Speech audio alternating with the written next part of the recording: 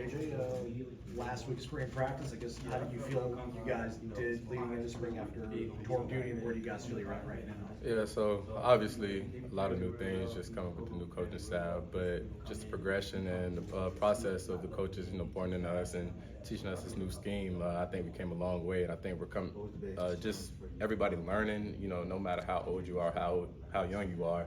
It's something new to everybody, and I feel like that's bringing everybody together in different ways we couldn't have really imagined. But, I do appreciate that process. I do appreciate this new scheme and what it's doing for us. And, yeah. What's been the biggest challenge, I guess, for you guys on defense, learning, getting comfortable?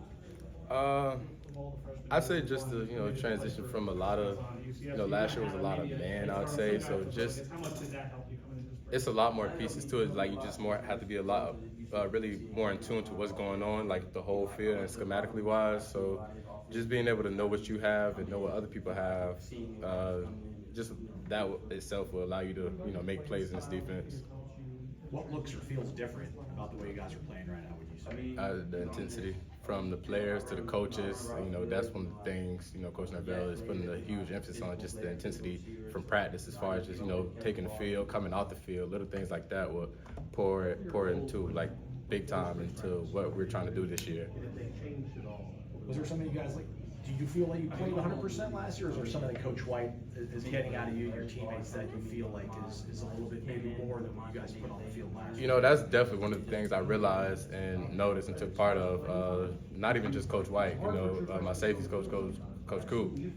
Like, every day is a challenge. Every day is something we have to work on. It's an agenda of what we can be better on, because you're never going to be, the best player out there. Well, that's the goal, to be the best player out there, but, nobody's perfect. So every day is always something to get better at, something to learn, something new to learn, and just taking those steps day by day. That's really what spring is for, to learn what you can do, learn new things, learn the scheme, and just be able to broadcast that and transfer that into the summer and the fall.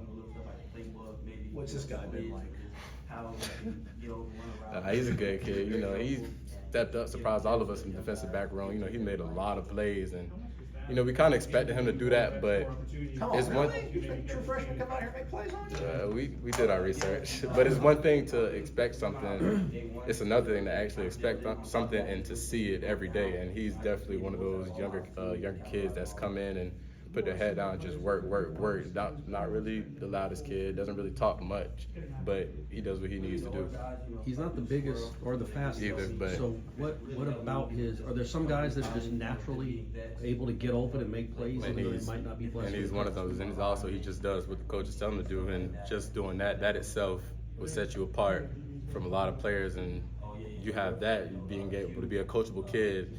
You just apply that with your God-given talent. You take those two together, you got that right there. You just make a play. So I can't wait to see him on Saturdays. Who have been some of the maybe younger DBs? And I know you're a young one too, still relatively. Yeah. But some of the younger DBs or just younger defenders in general that have kind of stepped up that you think could have a really good career here?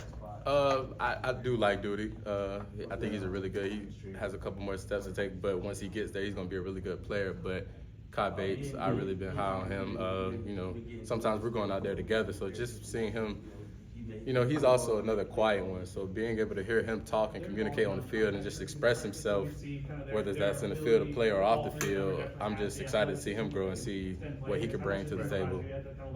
Coaches call it a good back and forth date. Do you think you guys are confusing them enough with the way Coach White likes to do things from kind of all the As far as play calling wise? Yeah, just do you think you're giving the offense some looks that they're like? Oh, absolutely. Like, every day after practice, they're coming back and telling us, bro, like I hate y'all. Like, what are y'all doing? I'm like, you're gonna hate us. Like, you're gonna appreciate that on Saturdays. But even myself, I try and just explore with it and give different looks, disguise different things, just kind of play around with it, see what works and what doesn't work. But I do like the flexibility he gives us to just play around, play with eyes, and just be able to make different plays on the ball. Does that also go with like you can fake like you're blitzing, but Exactly. you're not blitzing, or actually act like you're not blitzing and then Exactly. blitz? Like, how important is that? And does he tell y'all how to do that, or is that just you feel it out on your own?